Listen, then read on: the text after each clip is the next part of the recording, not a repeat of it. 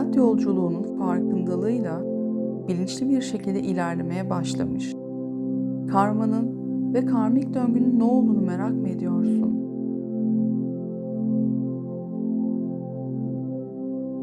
Ruh varlığı deneyimlemesi, öğrenmesi için aşması gerekenleri, yaşam boyunca çeşitli olaylarla, durumlarla ve insanlarla öğrenir ve bu şekilde deneyimler. Bu deneyimler ders niteliğindedir. Bu dersler ise hayatında talihsiz olarak ortaya çıkan kötü düşünce kalıplarını içeren içsel engellerden kurtaracaktır seni. Karmik döngüler, geçmiş yaşam deneyimlerine ve onlardan elde edemediğin yaşam derslerine dayanmaktadır. Bu hayatında bazen öyle olaylar yaşarsın ki hep aynıdır aslında sorunun temeli. Sadece farklı şekillerde karşına geliyordur. Sen aşman gereken engeli değil, sadece engelin hayatında tezahür ediş şeklini görürsün. Belki kendini sorgulamaya başlarsın ve aslında hep aynı sorunun etrafına dönüp durduğunu, sadece farklı şekillerde yaşadığını hissedersin. İşte bütün bunlar kendini sorgulamaya iter bir süre sonra. Bunu hak ettim mi? Neden hep bu sorunla karşılaşıyorum? Gibi sorular soruyorsundur belki de kendine. Bu soruların cevabını verebilmen için hayatında tezahür etmiş olayları değil, bu olaylardaki temel sorunu ve ne öğrenmen gerektiğini sorgulamaya başlarsın. Öğrenmen ve deneyimlemen gereken bu engellere karmik olaylar denir. Karmik döngülerin nedenlerini ve nasıl olduğunu ayrıntılı olarak incelemeden önce karma hakkında biraz daha derine inelim ve anlamaya çalışalım. Karma nedir? Karma, modern dünyada genellikle kader ve kaçınılmaz bir şeyi tanımlamak için kullanılır. Aslında neden ve sonuç ilkesidir.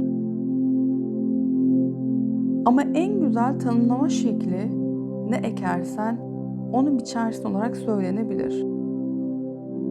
Ki bu temelde yaptığın her şeyin iyi ya da kötü olsun sonuçları olduğunu söylemenin başka bir yoludur. Her düşünce, kelime ve eylemi bir sonuç izler. Ektiğini eninde sonunda mutlaka biçersin. Yani karma yasası her zaman çalışır. Bazen dakikalar içinde gerçekleşirken bazen de çok daha uzun sürebilir bu yasayla karşılaşman. Bu yüzden hayatında tezahür eden bu karma sana acımasız ya da beklenmedik olarak gelebilir. Çünkü yaşadığın bu karmanın neden olduğunu bile henüz çözememişsindir. Karmayı yaşama süren birçok faktöre bağlıdır. En önemli faktör ise senin farkındalığın ve bilinç düzeyindir. Farkındalığın ve bilinç düzeyin arttıkça deneyimlemen gereken ve deneyimledikçe öğrendiğin, aştığın engeller hayatına daha hızlı bir şekilde tezahür etmeye başlar. Çünkü artık farkındasındır ve hayat amacına ulaşman için bu engelleri aşman gerektiğini biliyorsundur. Yaşadığın her sorunda bu olaydan ne öğrenmen gerektiğini kendine sormaya ve öğrenmeye başlamışsındır. İşte sen bu sorgulamayı yapıp öğrenmen gerekenleri öğrendikçe karma döngülerin hayatına tezahür etme süresi hızlanır. Genellikle birçok kişi ruhsal farkındalığını arttırdıkça en başlarda huzur bulacağını, daha dingin ve huzurlu bir hayat süreceğini düşünür. Ama bu kişilerin unuttuğu basit ve çok önemli bir nokta vardır. Karma ve karmik döngüler. Ezoterizmde ateş, bilgilenmek demektir. Ateşte yanmak ise ruhun tortlarından arınması, yani karmik borçlarını ödemesidir. Ateşte yanmak ve borçlarını ödemek tanıdık geldi mi sana?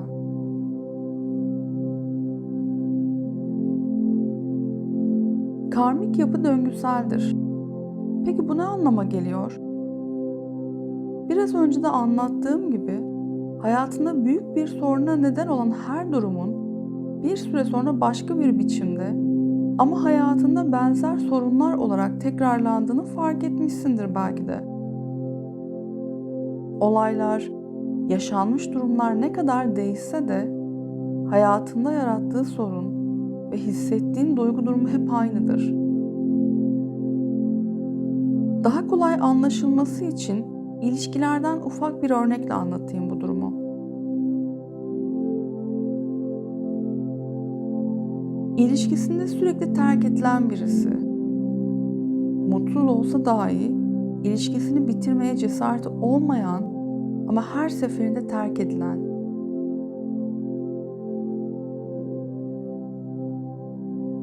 Bu kişi belki de kendisine sürekli soruyordur. Neden hep terk ediliyorum?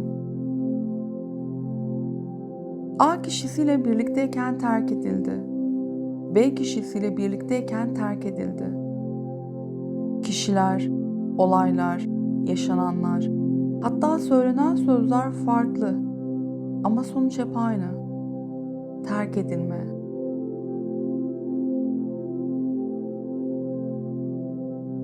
Bu kişi kendisine neden hep terk edildiğini sorduğu sürece karmik döngüsünü fark edemez ve bu süreç devam eder. Terk edilmeye mahkum gibi hissetmeye başlar bir süre sonra ve maalesef bu böyle de olmaya devam etmek zorundadır. Eğer ki kişi kendisine neden hep terk edildiği sorusu yerine neden mutsuz olduğu halde ilişkisini bitiremediğini sorsaydı ve sorgulasaydı, karmik döngüsünü bulmuş olacak ve öğrenmesi gerekenleri fark edecek, engelleri aşacak ve bu hayatındaki bir karmik borcunu ödeyip birlikte olmaktan gerçekten çok keyif aldığı, huzurlu hissettiği ve güven dolu bir ilişkiye kapılarını açabilecekti.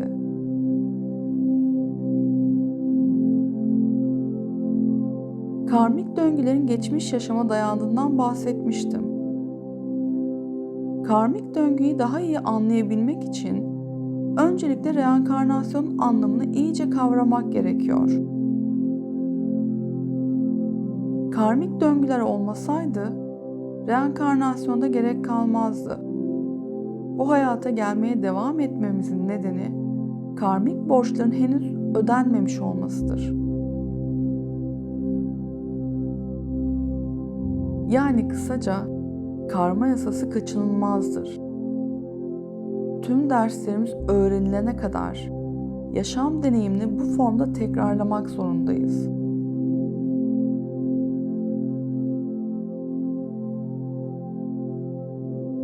Şu anki hayatımızdaki birçok şey, fiziksel bedenimiz, duygusal ve zihinsel yapımız, önceki yaşamlarda yaptıklarımızdan ya da yapmadıklarımızdan kaynaklanmaktadır. Bu, tercih ettiğimiz her şeyi, tüm beğenilerimizi ve beğenmediklerimizi, korkularımızı ve özlemlerimizi, doğumda aldığımız her şeyi içerir. Yaptığımız her şey kaydedildi ve yeni hayatımıza aktarıldı. Kişi, geçmiş hayatındaki aşması gereken engelleri aşamamış, düzeltmesi gereken hataları düzeltememişse, karmik borçları başka bir hayata geçirir ve kaldıkları yerden devam eder. Reenkarnasyon ve karmaya göre zihnimiz önceki eylemlerimiz tarafından şartlandırılmıştır. Herkesin bir ömür boyu farklı bir ruh amacı vardır. Daha önce söylediklerim göz önüne alındığında her birimizin farklı bir yaşam amacı olduğu sonucuna varmak kolaydır. İşte bu yüzden başkalarının hayatlarını ya da seçimlerini yargılamamalıyız.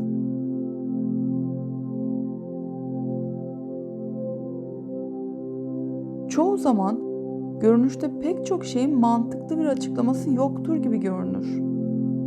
Fakat bu sadece resmi bütün olarak görememenin bir sonucudur. Evrensel ilkeler her insan için doğuştan gelir ve öz farkındalık düzeyi arttıkça herkes onlara erişebilir.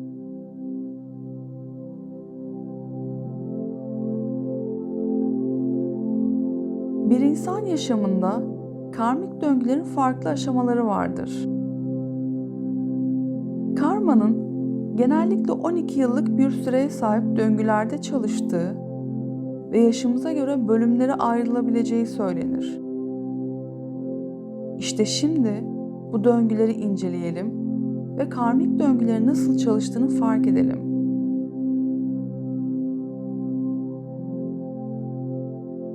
Çocukluk döngüsü. Bir çocuk olarak yaşam deneyimlerimiz zaten kişiliğimizi belirli bir şekilde şekillendirmek için tasarlanmış olsa da geçmiş karmalarımızdan tamamen habersiz bir durumdayızdır.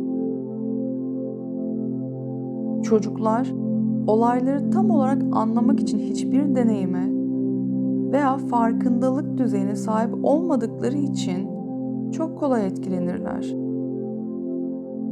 Ama maruz kaldıkları durumlar onları yetişkinlikte olacakları insan olmaya hazırlar. Çocukluk karma döngüleri, ilerleyen yaşlarda karmik borçlarımızı ödememize olanak sağlamak için ruhsal olarak büyümemize yardımcı olacak şekilde ayarlanır.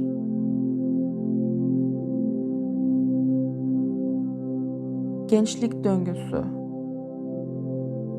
Bu döngü sürecinde daha bilinçli olmaya başladığımız ve gelecekte nasıl para kazanacağımıza dair bir yaşam yönü seçmeye başladığımız başlangıç aşamasıdır.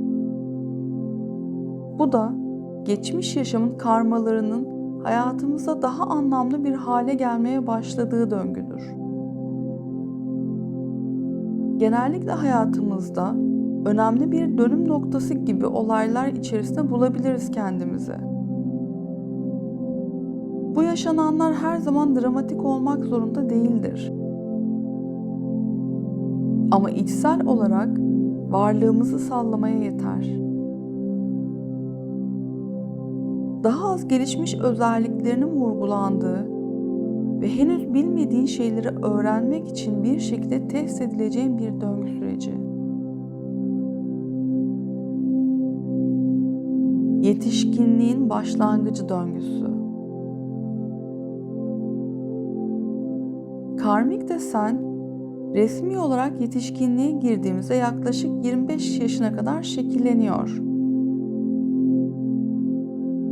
Geçmiş yaşamdan kaynaklanan her türlü duygusal, zihinsel ve fiziksel acı ve zorluk kendilerini benzersiz şekillerde göstermeye başlayacak ve çoğu zaman bunların neden olduğunu algılanmadığı bir dönemdir. İyileşmesi gereken her şeye kişinin duygusal, fiziksel veya finansal durumu olsun, iyileşme fırsatı verilecektir. Hayatın bazı kısımları iyi karma nedeniyle sorunsuz geçecek ama diğerleri zorlayıcı, bazen de hayatın ciddi anlamda sarsılmasına neden olacaktır. Yetişkinlik döngüsü. Karmik kalıpların artık en üst seviyede karmaşıklığa ulaştığı yerdir. Mesele şu ki, yetişkinlerin değişmesi daha zordur ve karma değişim gerektiriyor. Bu aşamadan önce karma ile başa çıkmayı başardıysan eğer, şanslısın demektir. En derin ve en önemli karmik olaylara daha erken ulaşacaksın ve bu engelleri aşarak hayatını değiştirebileceksin. Yine de başarısız olursan, tüm derslerini öğrenene kadar karma tekrarlamaya devam eder.